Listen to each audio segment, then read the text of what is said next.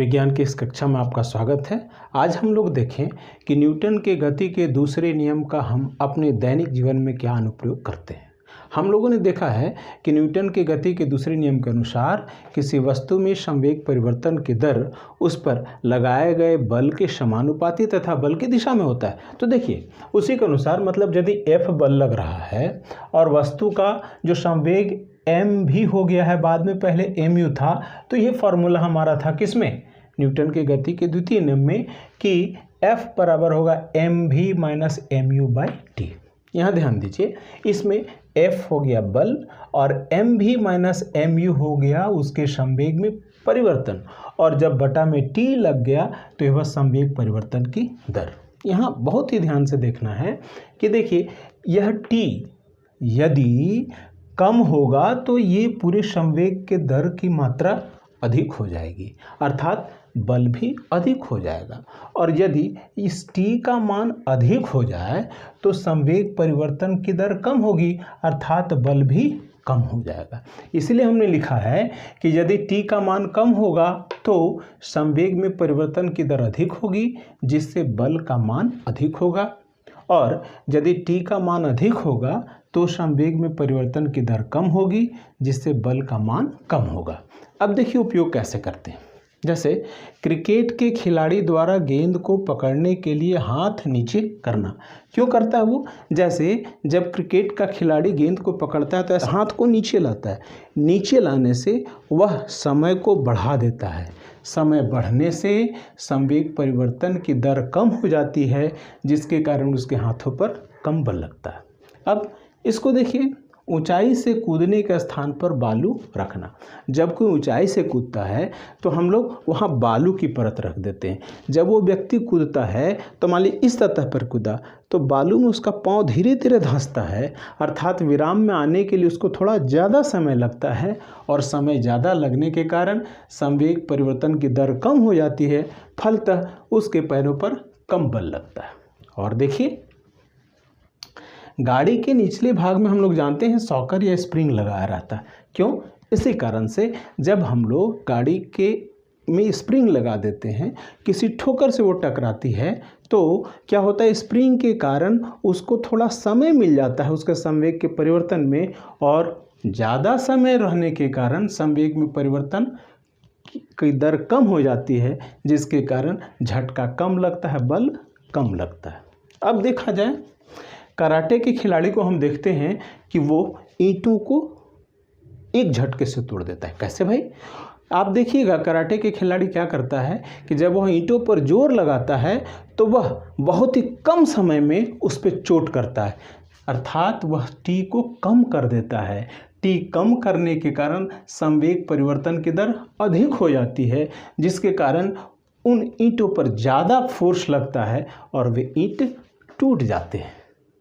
आइए अब हम न्यूटन के गति के तृतीय नियम को देखें। आइए मैं ज़रा एक काम करता हूँ। ये बॉल है, इस बॉल को मैं इस ब्लैक बोर्ड की तरफ फेंक रहा हूँ। अरे इस बॉल ने तो ब्लैक बोर्ड को धक्का दिया, उसको उधर ही जाना चाहिए, लेकिन ये वापस क्यों आ रही है? फिर वापस आ गई। क्या कारण है भाई? यह कारण है हमारे न्यूटन के गति के तीसरे नियम में निहित है।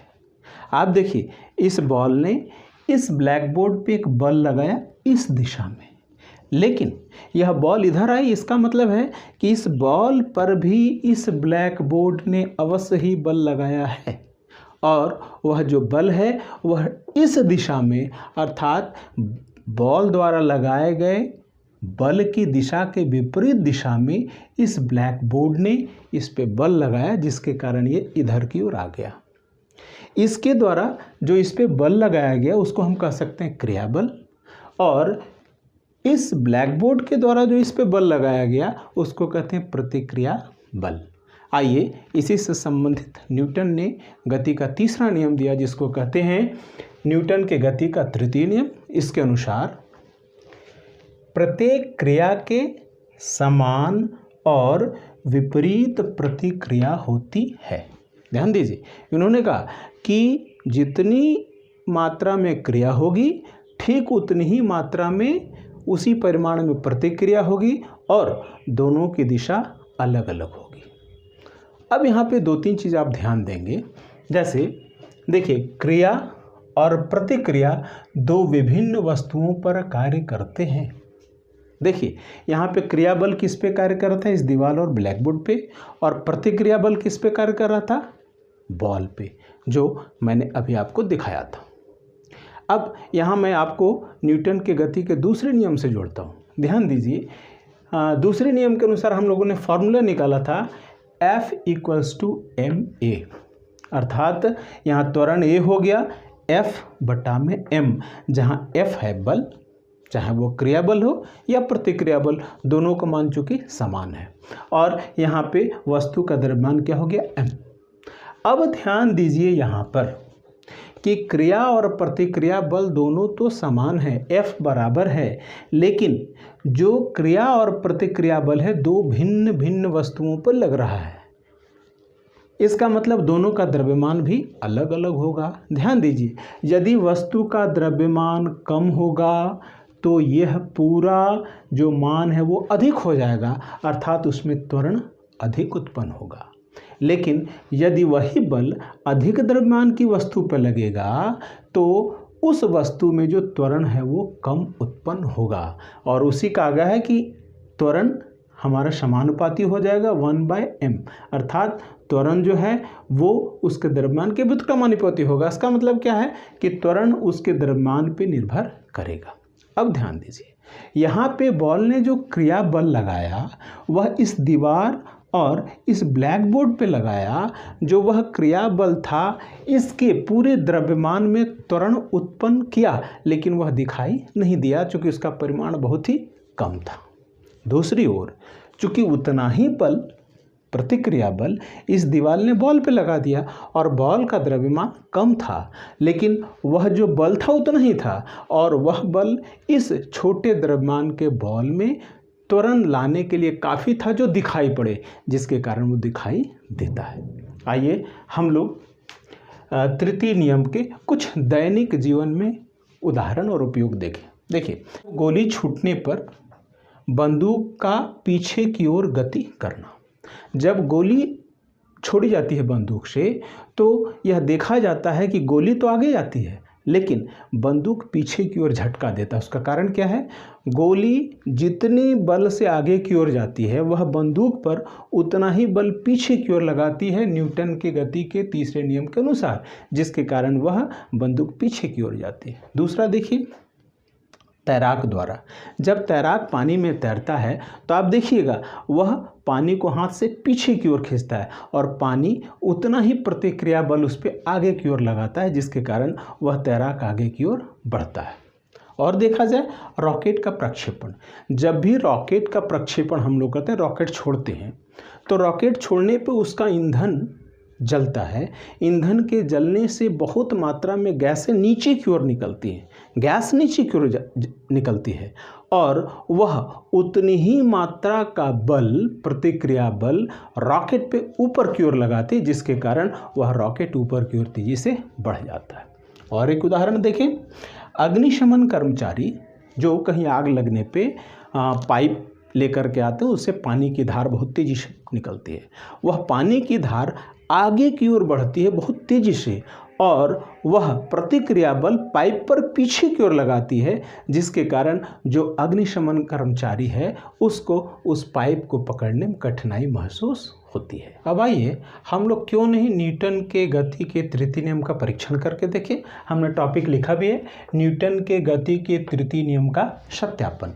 इसके लिए आइए हम लोग एक क्रियाकलाप करते हैं, उसको हम लोग ध्यान से देखते हैं। आइए हम लोग न्यूटन के गति के तीसरे नियम का परीक्षण करें।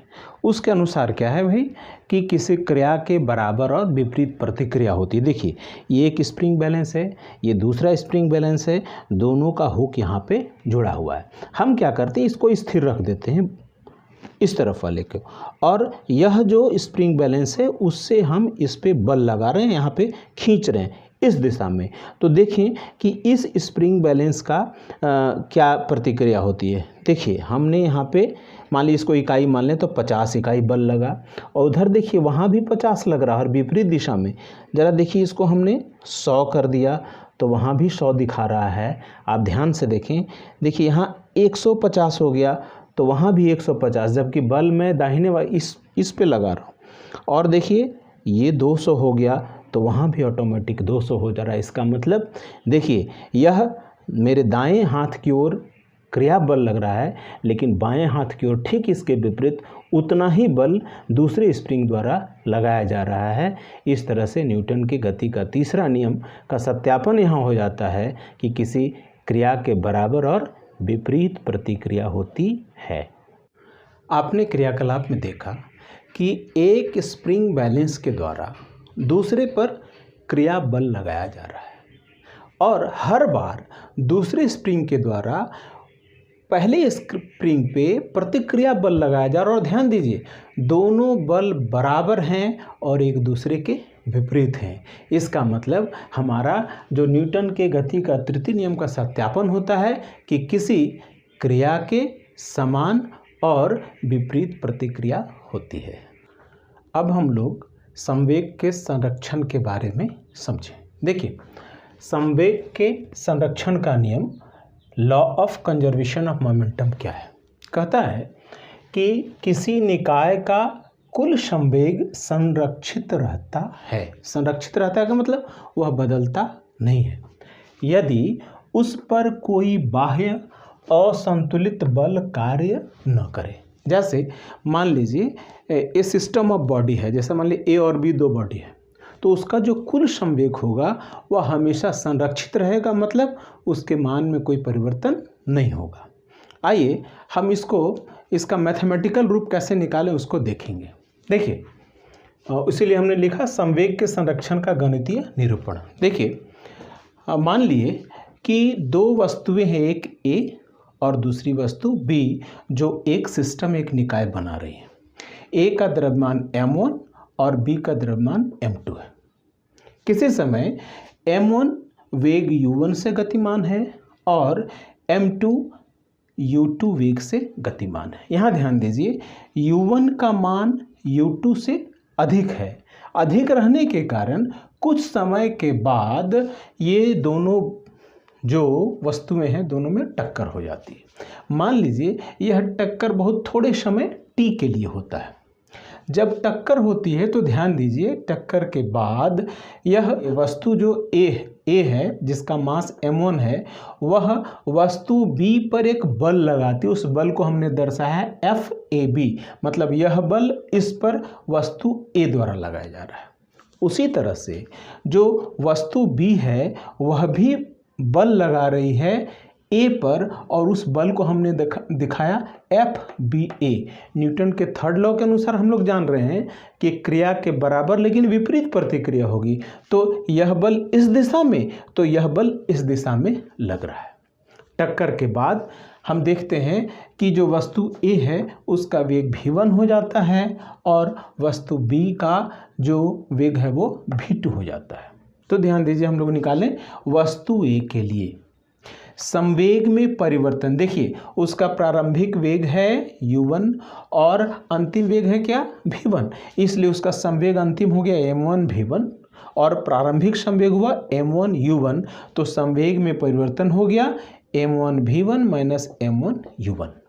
और संवेग परिवर्तन की दर क्या हो गई? संवेग में परिवर्तन बटा में समय, अर्थात m1 v1 minus m1 u1 bye t।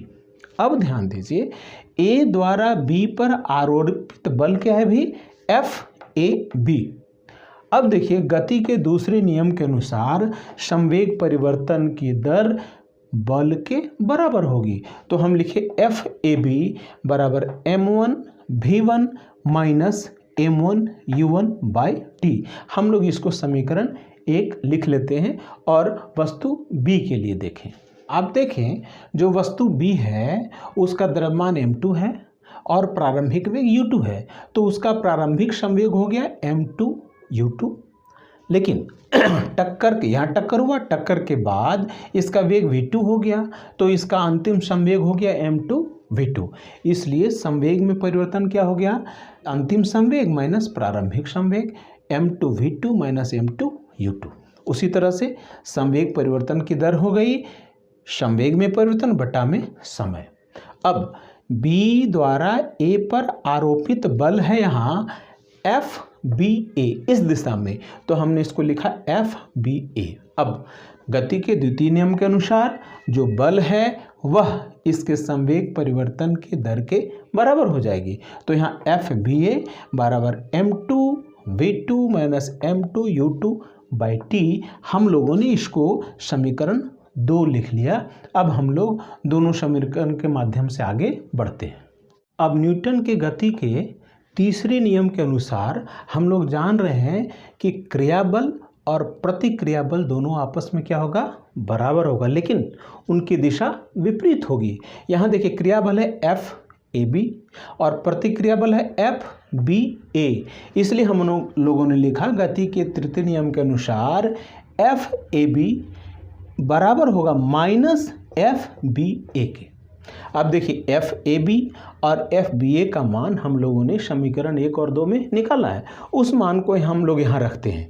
तो अतः समीकरण 1 और 2 से m1v1 माइनस m1u1/t हमारा ये है FAB, ये बराबर हो जाएगा माइनस m2v2 माइनस m2u2/t के। अब इसी को आगे हम लोग कैलकुलेशन करें तो देखिए यहाँ t और t कैंसिल हो जाएगा, तो ऊपर में बचा क्या, m1v1 माइनस m1u1 बराबर माइनस, मैंने ब्रैकेट लगा दिया है जानबूझ के ताकि यहाँ साइन चेंज करने में दिक्कत नहीं हो, माइनस m2v2 माइनस m2u2।